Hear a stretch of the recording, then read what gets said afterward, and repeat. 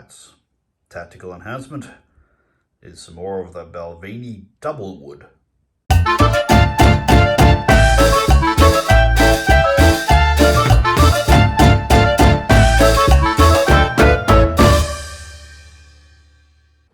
Tonight we're playing Warhammer 8th edition. My Dwarves trying to discover if they can actually win a game for a change. It's been a while. Versus Emilio's Ogre army, 2,200 points. Emilio, talk us through what you've got. Yeah. Alright, so you've got your lead belchers, 3 lead belchers over on the right flank. Lovely. And this big boy, Iron Blaster, lead belcher, with your Nobbler Scrappers and your Rhinox Beast. So the good thing about this thing is he can move and he can shoot, which is great. Excellent. And then you've seen these fellas before, Mournfang Cavalry. Yep. There's 2 lots of them. Yeah, it's always scary. 6 of the bastards and 2,200 points makes me feel a bit less bad for how many cannons I've taken. Yeah. And I think with one of them, they've got the Dragonhide banner. So I think, righto. Just there. Well, that follows the Dragonhide banner. Yep. Righto. And then you've got a group of your just I guess your regular ogres here. Great weapons by the look of things. Yep. And then you've got your I guess your more elite armoured ogres, which are sitting in there. And there's So they're the iron guts, right? the iron guts. How many of them you got there? It's supposed to be 10. I put too many up there, so one comes off. Okay. Whoa. And that's it. There's 10 plus- 2,200 points. And your general's in there as well, isn't he? So we've got the Slaughtermaster, who's level 4 wizard. Oh, level 4, that's going to fucking hurt. And you've got your Bruiser, who's also the Standard bearer, right? standard bearer, battle standard bearer. So it's a very tough unit that's actually hiding in that forest. Yeah, and I can't say I blame them for hiding, all things considered. Especially when you see what I've got on the dwarf list. On the dwarf side of the table, we finished deployment first, so Emilio's got a slight advantage. He's done a refused flank to try and get away from the guns. We have 24 iron breakers with chap I presume is the general. He's the one who's got all the armour. That bloke's got a 1+ armour save and a 4+ ward save. And moving on, and this unit has the stubborn, and they've got the 1-off rune that means you roll 1d6 for your break test. Here we have 19 handgunners with a Thane standard bearer, who's got the thing that gives him a 4+ ward, and all units within 6 inches get a 5+ against shooting and magic missiles. This is a bit of an experiment. I haven't tried a gun line like this before. Organ gun with a rune that makes it less likely to explode. And here we've got another 19 handgunners, and my usual general has been demoted to Thane here, and he's just got a big wompy stick, and that's about it. Then we have 2 box standard cannon, 25 box standard infantry with shields, and up here we've got another cannon. And I haven't stopped to figure out what the actual points allocation is, but all those handguns are core, and so are the warriors, so I figure my proportions are probably about right. Right, and that's it. Normally I do more of a melee list, maybe with some minors, but I thought I'll try gunline today and see how it goes.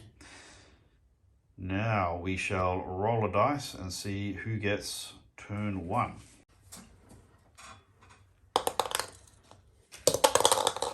It's bloody draw again. That's what happened when we rolled to see you got what side.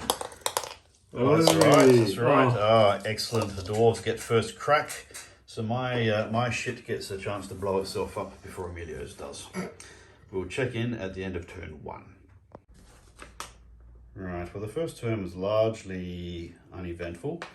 The entire cannonade lit up and we killed one, what are they, Rhinox Riders, whatever the hell they are, with a organ gun. which misfired and then rolled fuck all, so I only really killed one.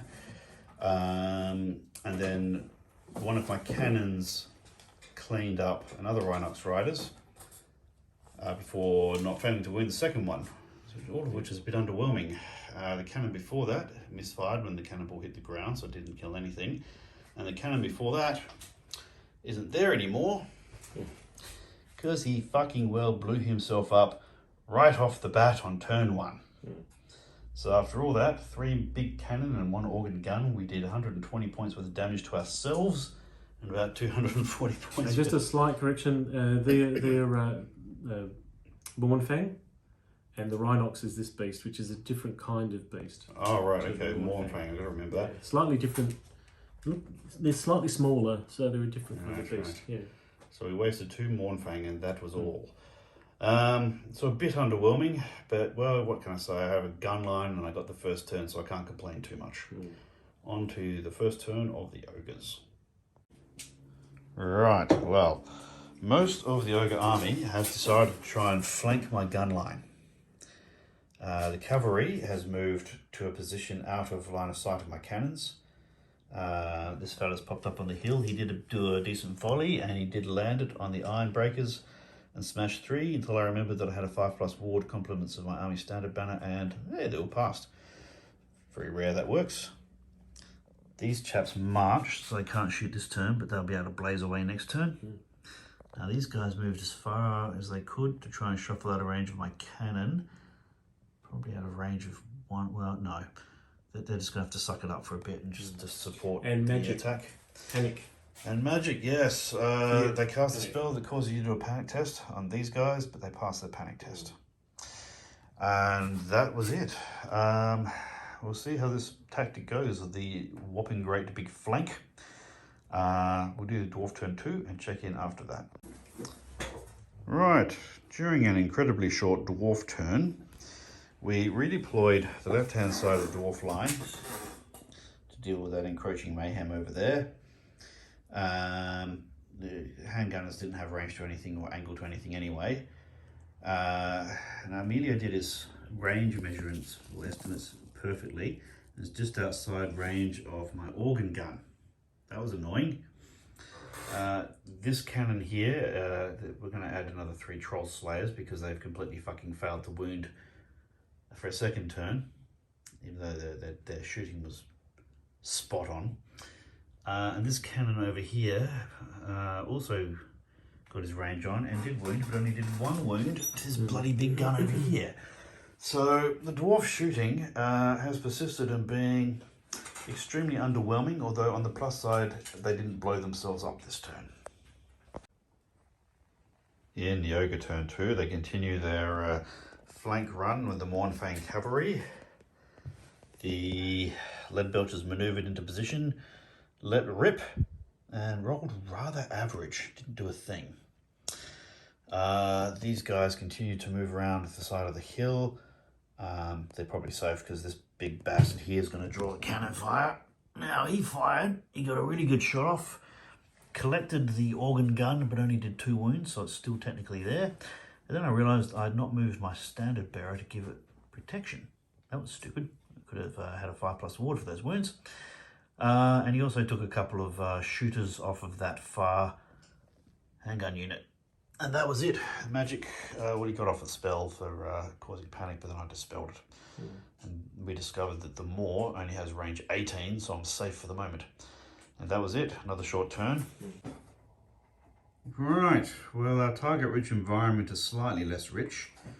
The handgunners let rip with 18 shots at the Lead Belchers and hit once. And that didn't even wound. The organ gun here, right up a whopping great 18 shots, which is fantastic. Then only hit 5 times, which is only slightly below average. Did 3 wounds, killed 1 Lead Belcher, which is not a lot in the grand scheme of things. But they failed their panic test and they have decided to fuck off behind the hill for a little bit. They'll probably rally in a minute. Now, this cannon here, they decided they didn't want to dye the hair orange, and they actually managed to do something properly. And what was the name of that fucking big cannon beast? Yeah, that's my big belcher. Yeah, the big Iron Blaster. Yeah, the Iron Blaster. They wasted the Iron Blaster. 6 wounds, and the Iron Blaster actually had a 4+ ward, but it failed it. Thank fuck, because I've been trying to kill that thing all game. He's gone. They'll presumably turn him into a stew in due course, but well, that's an interesting thought. The more of the ogres you kill, the more you feed the rest of the army. That's a bit of a worry. And this cannon here, managed to get something right. Oh, little fuck, he's the funniest little thing. I don't take that cannon very seriously, but there you go. He took out 2 of these boys. That wasn't too shabby. So we're feeling a little bit less shit about my gun line failing to shoot anything. What's that? Oh, the panic. Yeah. Actually, I didn't need to do one, weirdly. Oh, no, that's the rally, sorry. That's the rally for these chaps at the start of Ogre turn 3. Okay, well, I thought they might come back. We will check in at the end of Ogre turn 3. Okay, so as you saw, the lead belchers reformed. The Mournfang, the first unit, has a line of sight to a unit here.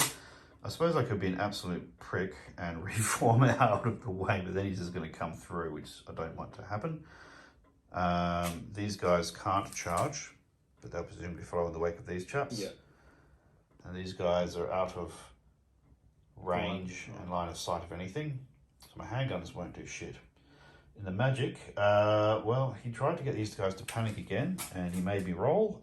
They passed, but he did detonate and knocked a couple of wounds off the unit. But otherwise, uneventful. Now, I've got to rearrange my whole fucking line to deal with this crap. I'll show you what I've done in just a moment. So the main thing the Dwarfs have done is reform the Iron Breakers, ready to take that charge. And we moved up these handgunners. I reformed them, passed the leadership test, and did a basic move to bring them up to be support. Then I realised the only way to be support is to manoeuvre into the forest, in which case they lose their steadfast.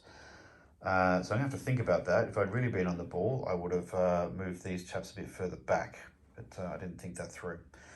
Over here, where the organ gun was out of range, these guys couldn't do much, and I hocked, I don't know, 1 or 2 cannon, can't remember how many, and we collected 1 more of the iron, what are they, lead belchers? Lead belchers, yeah. But he passed his panic. We took a couple of wounds off the other unit, and that was that. Now it's going to get interesting. It's turn 4 for the ogres.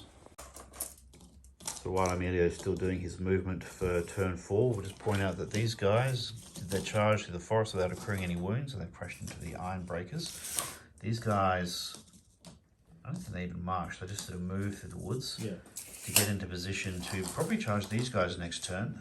They'll take a bit of shooting as soft cover, but that firstly protects this unit from a flank attack, and also means that they can hit the softer unit, which is more likely to do damage to them. And actually they're really close, so I don't think the most of my dwarves will even get defensive fire. So we'll check in at the end of this turn. All the action was right here. This unit came barreling on in. It actually won the combat by 1. Bumped off 6 of the Iron Breakers, but they do have the ring combo, which meant that they were effectively unbreakable for 1 turn. And look, to be fair, the ogres did roll rather shithouse. The dwarfs did actually reasonably well. I guess probably there could have been a few more dead dwarfs, but we still would have been in a stalemate. But if there's less Iron Breakers, these guys would have a crack at trying to bust through next turn. As it is, that's just not going to happen. There's too many Iron Breakers left.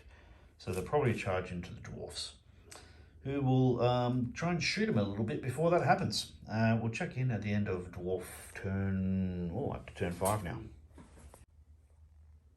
We're very gradually reforming the Dwarf line, and I've left it a bit late. I only just realised that there's no chance in hell that that Death Star unit over there is going to make it into combat. He's left it about 1 turn too late. So these guys have started moving, but they're not going to get anywhere near the action. Cannons have no targets. These guys reformed and moved up just in case anything breaks through. They'll be able to countercharge. These guys, we realised just after I'd shot and bumped one wound off that I should have just fucking well charged. Because it would have denied them their D3 impact hits each, which is going to hurt this unit rather a bit. So that was rather foolish. Yeah, a bit of foobar there, I think.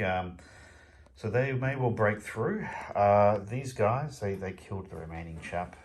Lost a couple of guys before we basically chopped the last dude in half with the fucking big axe. And now into the Ogre turn 5. Okay, well, the second unit of Mournfang crashed into this unit, bumped off 5 of them, and took 1 wound in return, so that was reasonably successful. The last fella over here, did he die this turn or last turn? This turn. This turn, right, he died. These guys have moved up to make a gut charge next turn. I suppose I could charge them with the Dwarfs. I'm not sure if I'll do that. Might not be the best idea I've ever had to try and attempt that. And these fellas came out of the forest. Probably a bit late to actually get into melee, but it did get him in range of the Great Moor. It was perfectly positioned on there until it decided to fuck off over there and then did nothing. Look, the dice have not been favouring Emilio at all, and they were rather terrible for me for the first half of the shooting, but they came back. We went out to turn 6. We'll check in end of turn 6 for the Dwarfs.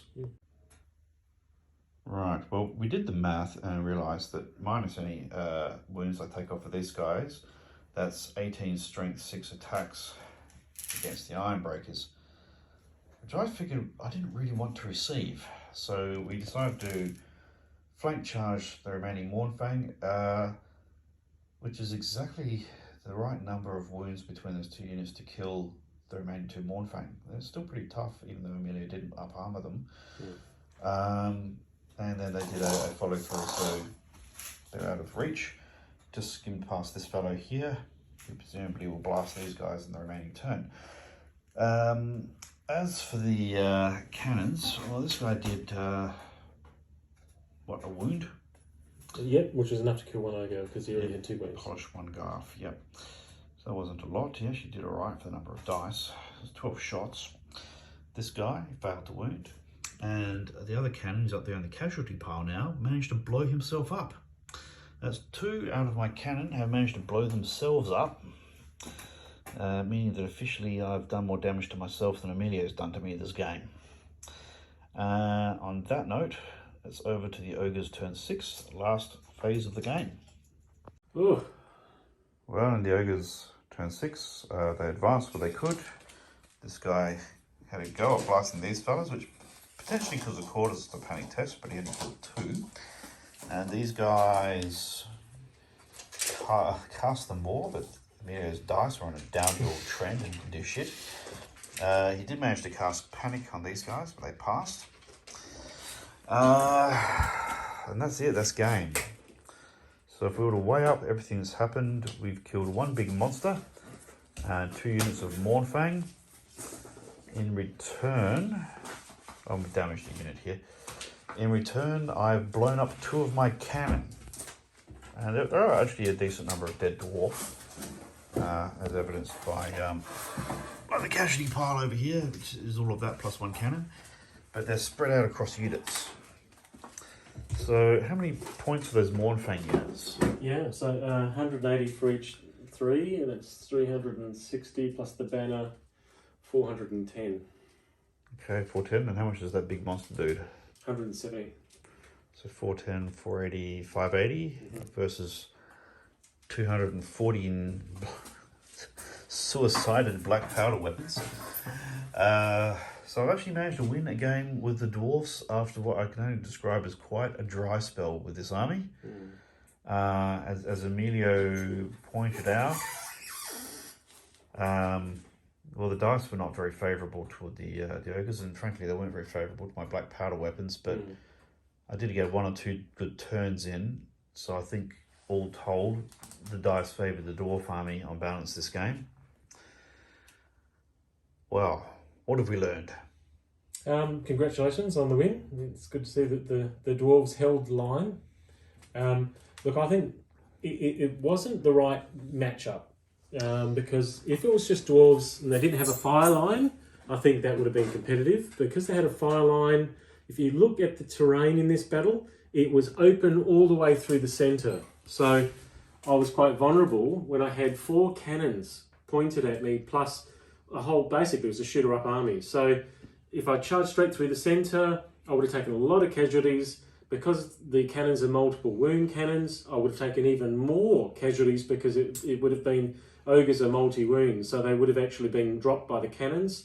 Yeah. So I tried to go and rush the right flank, and I think the flank manoeuvre was the right choice, but it took me too many turns to make it down the other end, and by the time I got there, I didn't have enough hitting power with my Mournfang. Now, if I hadn't lost Mournfang to cannons early on, 3 Mournfangs in, and then also another 3 Mournfangs in, could have been enough to break that unit and definitely put pressure on the second unit. And that flank, the left flank, was definitely under pressure, and I might have got enough points for a draw in this game.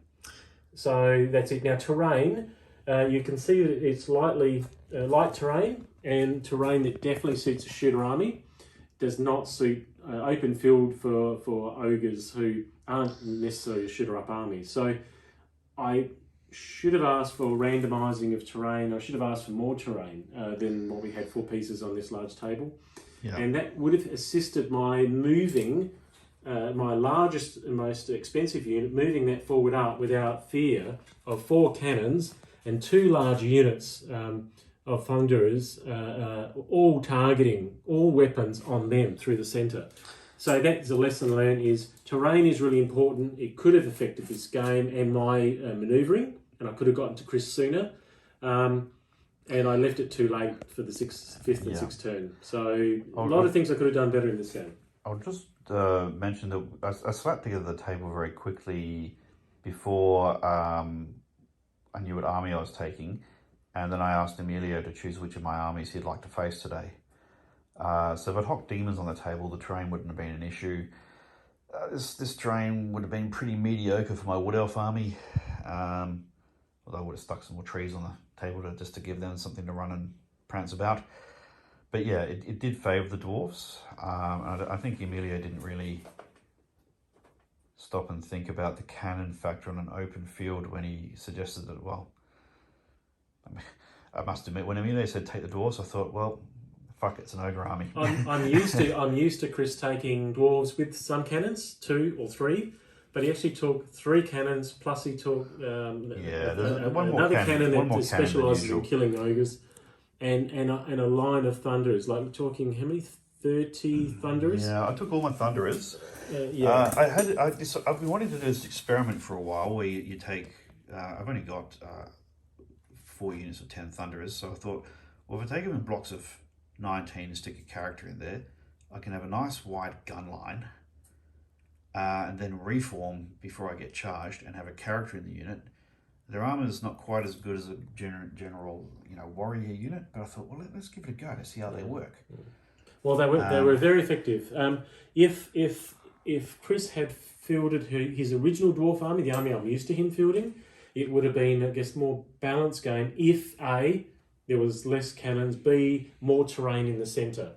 So I was at a huge disadvantage from the beginning of the game. I didn't even realise. I thought, oh, well, I'm used to this particular army. I'm confident with this army. But the combination of terrain, line of fire, definitely did hurt my forces coming in. And there wasn't enough of them to do the job when they got to the other end. Yeah, and it's an interesting reversal. Emilio has used this sort of army against me many times. Where there'll be a couple of decent melee units, but otherwise a fuckload of shooters, like the 4 Dark Elf bolt throwers and 3 units of 20 Dark Elf Dark Shards, is fucking harrowing whatever I'm trying to throw at him.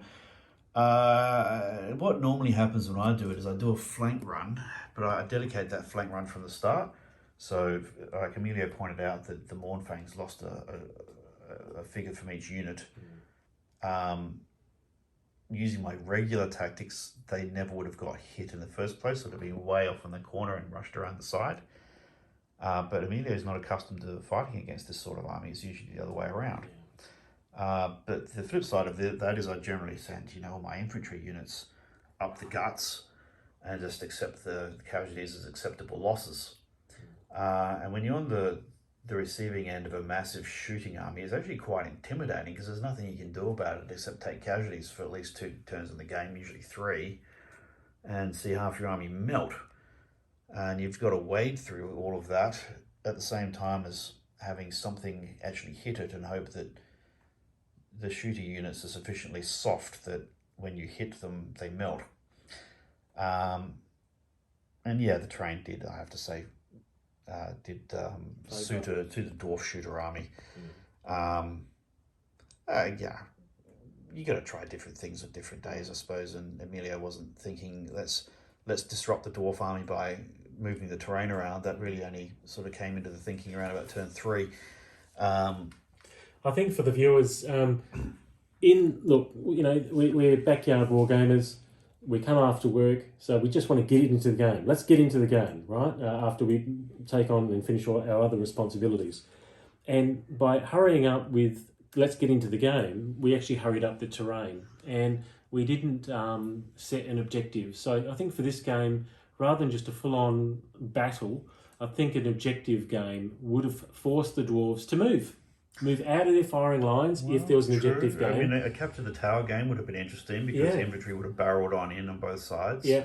And that could have changed the dynamic of this game. And also, I would have had a chance to deploy some of the terrain, which would have been to my advantage. I didn't even think about touching or sharing the responsibility of putting terrain on this battle table before the game. And if I had thought about that in the rush to get the game going, I definitely would have moved some of these pieces to my advantage, knowing that he had a very powerful gun line. And that would have been putting pieces in the middle. These forests would have been in the middle of the table. And that was not negotiable. And that would have definitely assisted me on the way in, as Chris suggested, in moving my forces into this game. So a lot of lessons learned if you're starting off in Warhammer Fantasy battles. This is a 2,200 point army, so for a lot of people you can build a 2,200 point army. It is a good game. I still enjoyed it because I'm still learning. In this particular case, I definitely could have played the game better, and I've been playing for years. And terrain has a big part to play. Magic has a big part to play. Most of my magic is range-based magic, and my mage, who was in this large unit, didn't get to use their magic for 4 turns of the game. And half your spells are buff spells designed to make these guys more survivable in the melee. That's it. And I didn't use it to buff them because I didn't pull them out of the forest, and I didn't use them to buff them because they're out of range. So I didn't play them the best way I could with that kind of magic. So there's a whole range of strategic errors on my part. Yeah, and look, I must admit, I have had games where I've done the same thing. I mean, last time I took a lot of shooters in the dwarf army as against Emilio's orcs and goblins, and they just ran right through all the shooting and crashed into line, and all my cannons disappeared. I don't think I even had to blow my own guns up to lose in that game. They just and that was a game where he put all his eggs in a gun line, and the gun line didn't pay for him. But this time he put all his eggs into a gun line, and the gun line had a field day. Well, you know what's interesting? Targets and hitting targets. 4 cannon and 2 massive shooter units. My shooter units did 2 wounds. This unit here did 2 wounds. This unit did none. And 2 of my cannon blew up. And for about maybe 2 turns I did no shooting at all. And for 2 turns I had absolutely rat-fucked luck. I really only had 1 or 2, I can't remember exactly, 1 or 2 turns of shooting where things actually went quite well. Taking out the Mournfang early was the best thing you could do with those cannons, and it definitely changed things in that melee. Actually, a quick note on the Mournfang. Those things terrify me more than anything else in the Ogre army, so I targeted those. Didn't have very good dice, but Emilio did not up-armor them. I'm used to them having a 2+ armor save. They had a 4+ armor save today, and my God, that made a massive difference. For the 2+ armor save, they would have been probably cracking through, maybe cracking through that unit, particularly for 3 hit. Definitely would have cracked through this unit. So lessons learned all round. While I'm bitching and moaning about my cannon being kind of on the self-destructive side, otherwise can't complain. Luck went reasonably well for the Dwarfs. It didn't go the way I had thought. I actually expected to have a lot more coming up the guts. But, well, the Dwarves have managed to win a game for a change, so I can't complain. On that note, thank you very much for watching. Hit like, subscribe, all that guff. Time to call it a night.